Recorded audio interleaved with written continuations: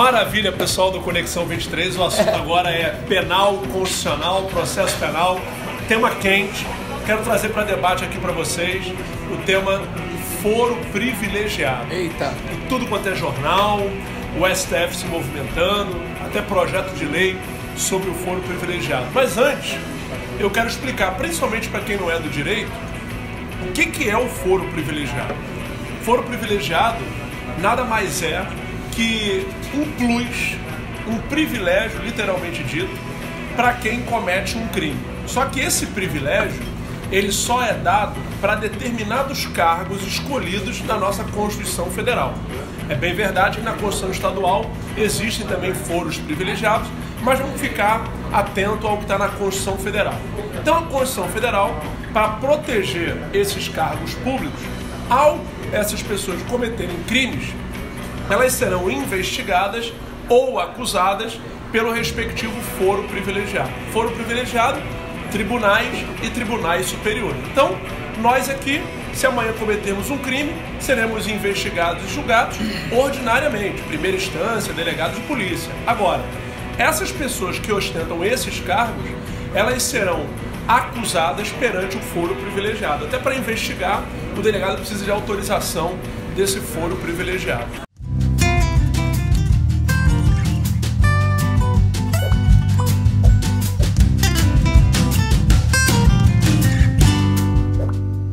Então o tema é muito polêmico. Por quê?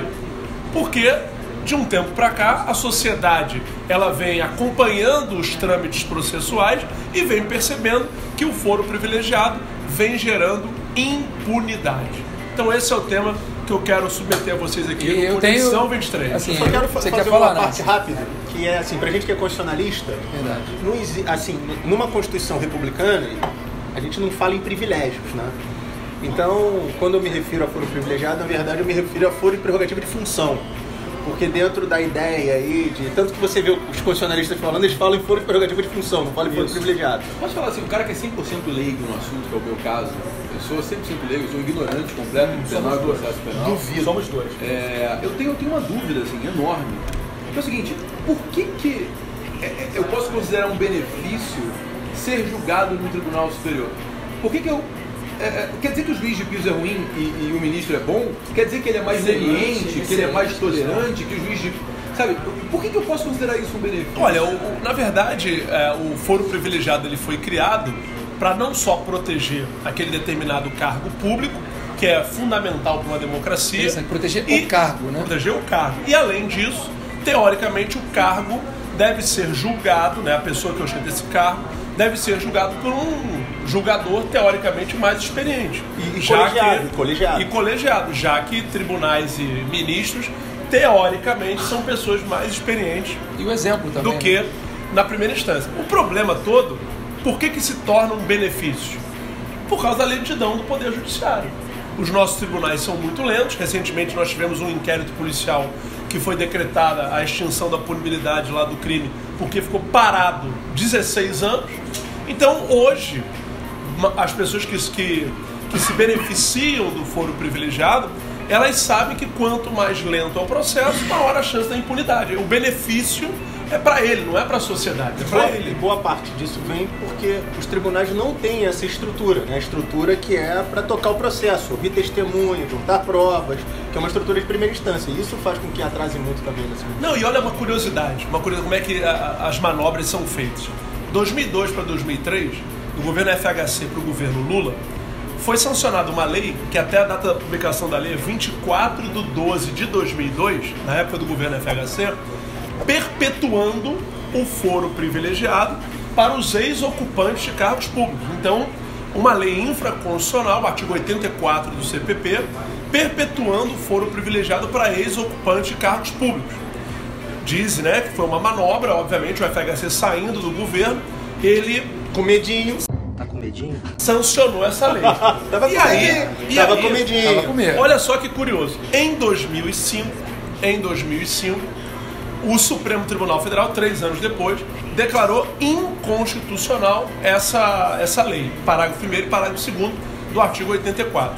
E aí criou a seguinte regra, Quintanilha: adquiriu o cargo, adquiriu o foro. Perdeu o cargo, perdeu o foro. E aí, num primeiro momento, se achou que isso era ótimo.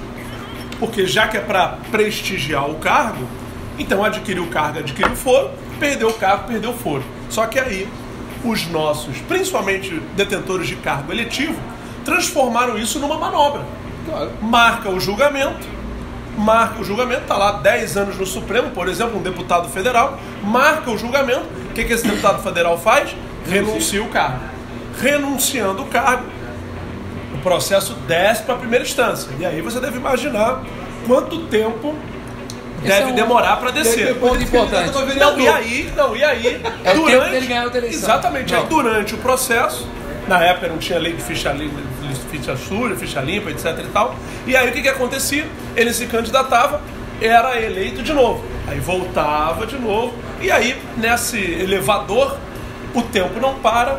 E aí gerava a prescrição, que é a extinção da punibilidade. Duas perguntas para te fazer. Assim, eu sou um cara muito favorável assim, ao foro por prerrogativa de função. Você é um dos poucos. Eu tenho minhas convicções e eu acho uma dúvida. Duas perguntas que eu quero te fazer. Primeiro, falando da demora, do tempo e tudo mais. Se o presidente da República não tem esse foro privilegiado, o processo começa em primeiro grau. Sim. Segundo grau, STJ, STF. Sim.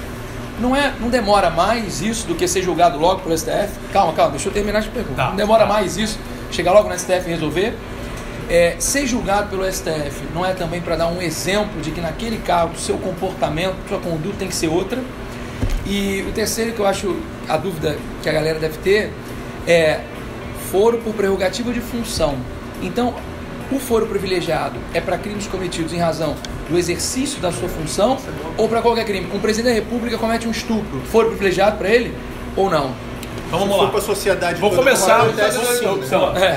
Nácia. Não esquece das perguntas. Por favor, melhora a pergunta do Rafael, dando o exemplo do presidente Temer com a Marcela. Na verdade, o Rafael gostou de eu dar um exemplo no dia do gabaritano, né? Por favor.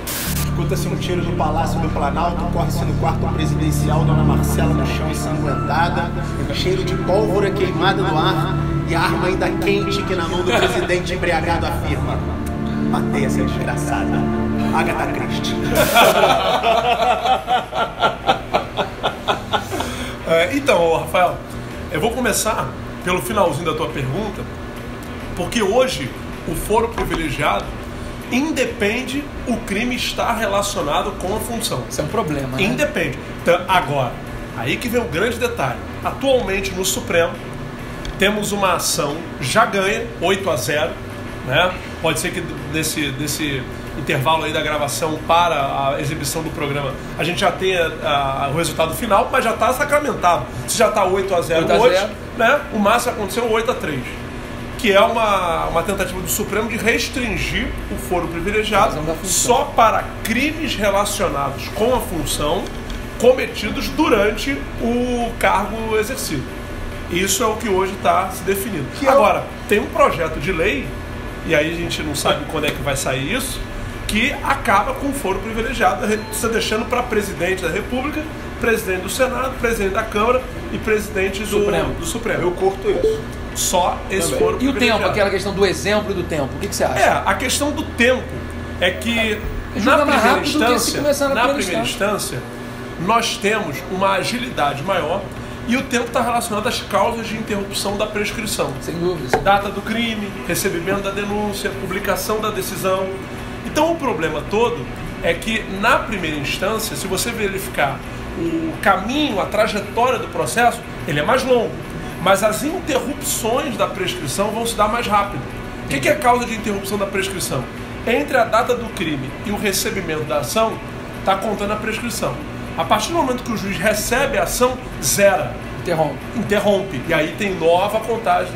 O problema é que quando está lá no Supremo, no STJ principalmente, como não anda o processo, não acontece esse recebimento ou então a publicação da decisão. Entendi. E aí gera as famosas impunidades.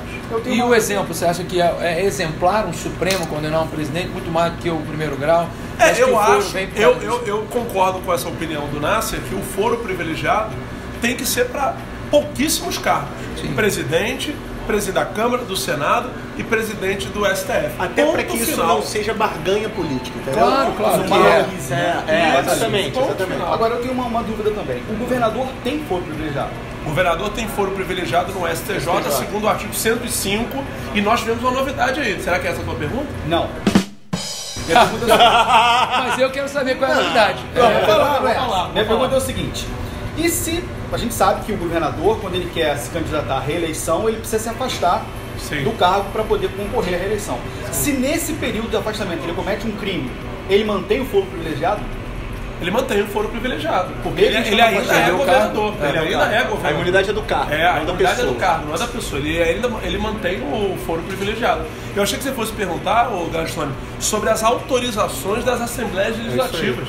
Você sabia que tinha isso? Sabia. Acho que nunca houve. Conta pessoal aí, né? conta pessoal o que é isso. Então, o governador, quando cometia um crime, né, foro privilegiado no STJ.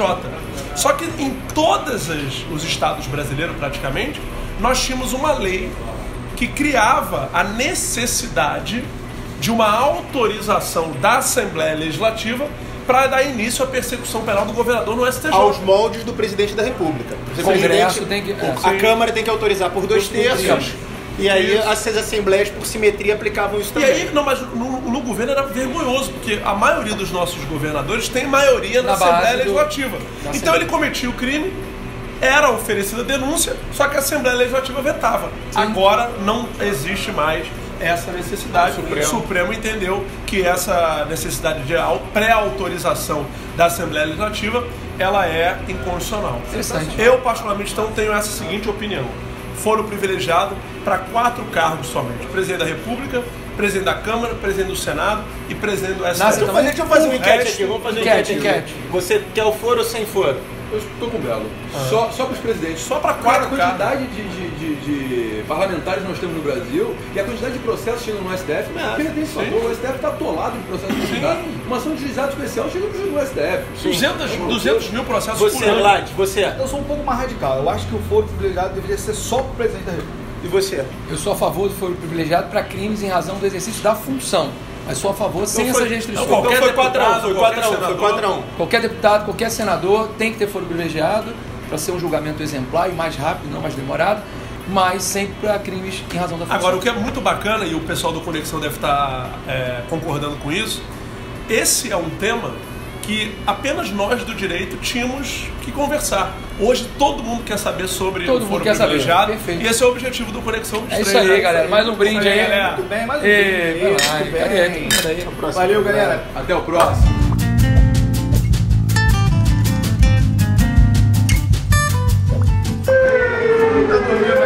Acorda, né? Finalização Lácer, take 2.